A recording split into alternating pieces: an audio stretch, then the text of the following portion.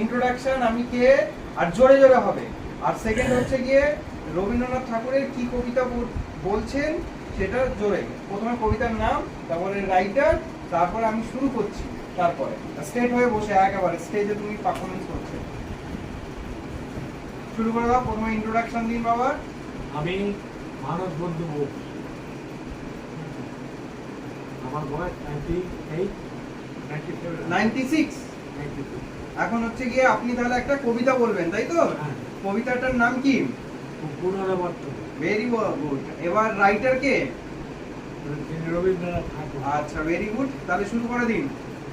আবার যদি ইচ্ছা করো, আবার আসি ফিরে দুঃখ সুখে খেলানো এই সাগরের তীরে। আবার জলে ভাসি খেলা, ধুলা পরে করি খেলা, হাসির মায়া মৃগের পিছে মৃগের পিছে ভাসি প্রাণ নিয়ে। কাটার পথে আধার রাতে, কাটার পথে আধার রাতে আবার যাত্রা করি, আঘাত খেয়ে মরি কিংবা আঘাত খেয়ে। Very good. আবার তুমি ছদ্মবেশে আমার সাথে খেলা হয়েছে, নতুন প্রেমে ভালোবাসি। আবার ধরণী ভেরি গুড। এই তো কত সুন্দর হয়েছে।